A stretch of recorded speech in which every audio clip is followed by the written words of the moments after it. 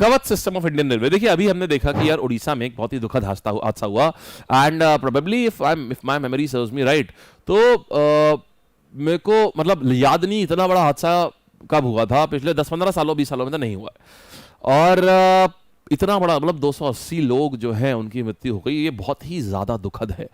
और in the modern times that we are living in, उस time पर, और ये पता है ये एक और चीज दिखाता है कि अब देखना अभी यहाँ क्या था आखिरकार, कारण क्या था उड़ीसा ट्रेन एक्सीडेंट का, इसके ऊपर हम लोग बात करते हैं, ठीक है। हाँ जी ओके, देखना अभी आप लोगों के डाउट देख लेंगे, जिसका भी जो डाउट आ रहा है। देखो होता क्या है, थोड़ा सा आपको समझा दूं, 2-3 चीजें होती हैं रेलवे में। देखो ये होता है जैसे आपने बिल्कुल सड़क जैसा होता है, रेलवे का हिसाब किताब संचालन जो है वो बिल्कुल सड़क जैसा होता है।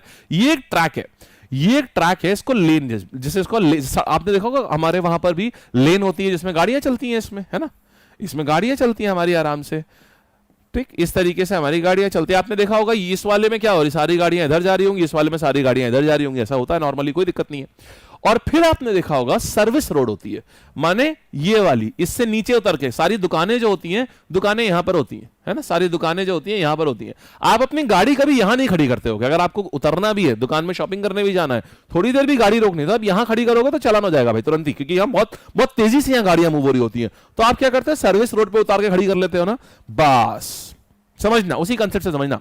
तो देखो रेलवे में भी क्या होता है, ये मेन लाइन होती है, इनको बोलते हैं मेन लाइन, ये होती है मेन लाइन, और ये जो होती है इनको बोलते हैं लूप लाइन, इनको बोलते हैं लूप लाइन।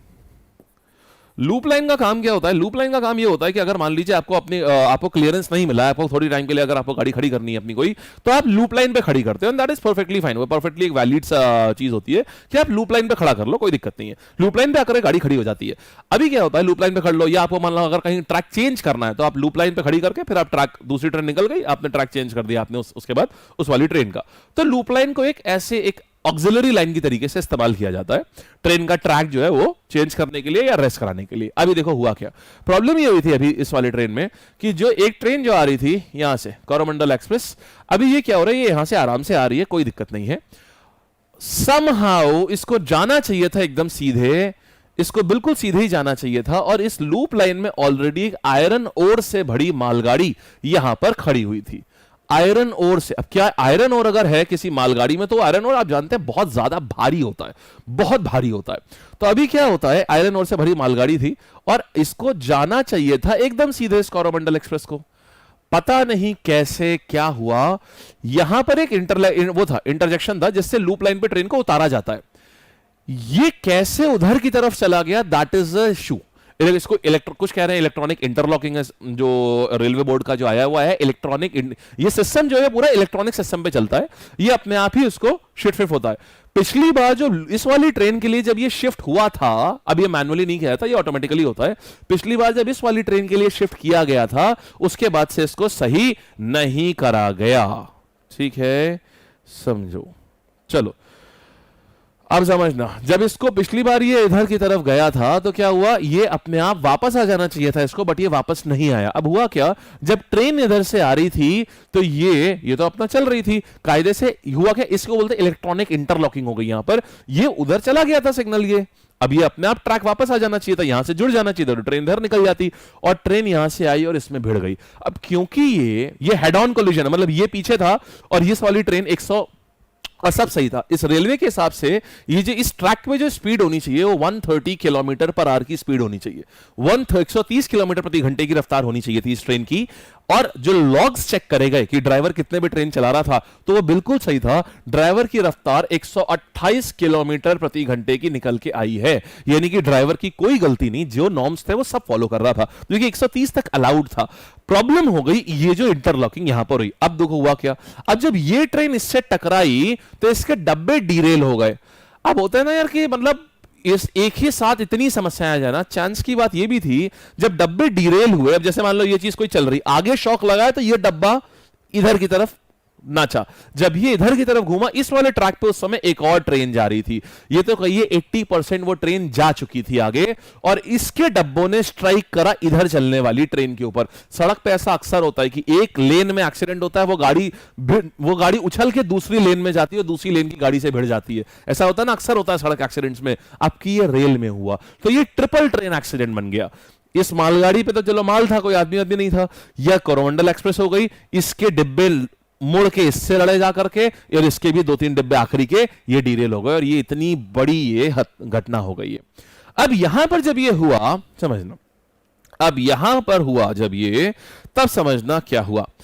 प्रॉब्लम ये आई कि यार इस पूरे सिनारियो में बात फिर ये आई कि भाई ये कवच, अब देखो आई रियली वांट कि इसका पॉलिटिसाइजिंग ऑफ द मैटर नहीं होना चाहिए। दिस इज समथिंग कि आप इसको ना वो नहीं कर सकते। देखो इसको आप क्या करेंगे, आप इसको मतलब क्योंकि रियली आप ये देखेंगे इस समय union minister of railways from last 25 hours ये यहीं पर ही बैठे हुए हैं, एंड इंस्टेड हमें पता है इसकी पॉलिटिक्स, आप इसकी पॉलिटिक्स खूब करो, लेकिन स्टार्टिंग के 15 दिन बाद, स्टार्टिंग के 15 दिन क्या होना चाहिए, जितनी भी पॉलिटिकल पार्टीज हैं वो अनर्गल फालतू की बयानबाजी करने के अलावा अगर ये काम करें, अपने कार्यकर्ताओं से बोल दें कि यार आप क्या करो, ब्लड डोनेशन ड्राइव शुरू करो, सारे लोग वहां पहुंचो, और आपको मतलब अनशन बोलने से अच्छा ये है कि आप बोल लीजिए, आप सिचुएशन नॉर्मलाइज होने दीजिए, फिर तो काम ही यही है, आप ये सारी काम करो। लेकिन स्टार्टिंग के 15 दिन बहुत क्रिटिकल मामले होते हैं, आप बॉडीज को आइडेंटिफाई करवाने का काम करो, कोशिश करो कि जो लोग हैं जो इंजर्ड हैं उनको ब्लड की प्रॉब्लम ना हो। पॉलिटिकल पार्टीज को ये बोलना चाहिए अपने वर्कर्स से, बिना मतलब हाँ मन्नू भैया अमर रहे, खाली इस नारे लगाने का काम थोड़ी ना आना चाहिए खाली।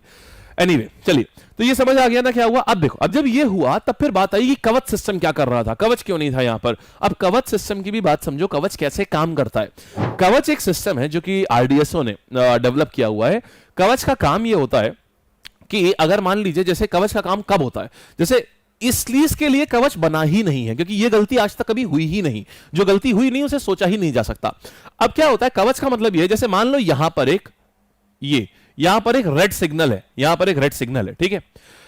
सिग्नलिंग में इंडिया में कभी रेलवे में प्रॉब्लम नहीं आई है ऐसी कि लाइन कोई उधर चली गई हो। अब यहां रेड सिग्नल है, कवच क्या करता है, रियल टाइम उसमें कम्युनिकेशन कंट्रोल यूनिट लगी रहती है जो कि सैटेलाइट से कनेक्टेड होती है, और वो सैटेलाइट रेलवे कंट्रोल रूम से कनेक्टेड रहती है।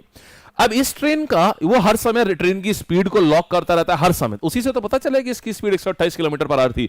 ये हर मोमेंट ट्रेन की स्पीड को लॉग करता रहता है, कितनी स्पीड पे चल रही है और कौन सा सिग्नल क्रॉस किया है। अगर मान लो कवच कैसे काम कर रहा है कि जैसे मान लो ट्रेन ने क्या किया, ये रेड लाइट क्रॉस कर दी, रेड लाइट क्रॉस कर दी तो तुरंत कम्युनिकेशन सिस्टम को पता चल गया, अरे यहां तो रेड लाइट थी, ड्राइवर ने क्रॉस कर दी, तो वहां से तुरंत कॉल आएगा ड्राइवर को कि यार आपने रेड लाइट क्रॉस कर दी, इमीडिएट रोकिए ट्रेन को। एक बार कॉल आएगा और अगर ड्राइवर रिस्पॉन्ड नहीं कर पा रहा है उस चीज को, इसका मतलब हो सकता है ड्राइवर अनकॉन्शियस हो गया, कोई समस्या हो गई ड्राइवर को, ऑटोमेटिकली ब्रेक्स लग जाएंगे ट्रेन के ऊपर।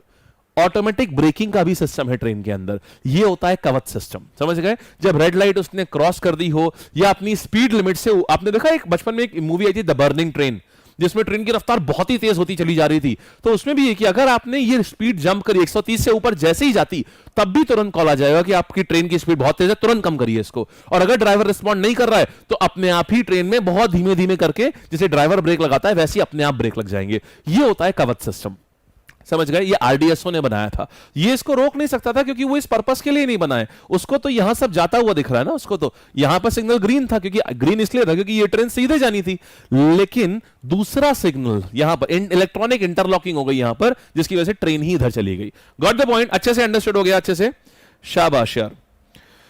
चलो नेक्स्ट कहानी के ऊपर आते हैं, आओ आगे बढ़े, वेरी गुड।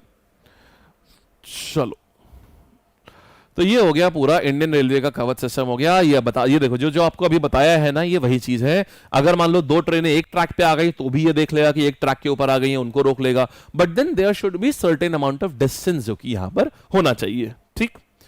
आइएगा, ये यही सब मैंने आपको अभी बताया।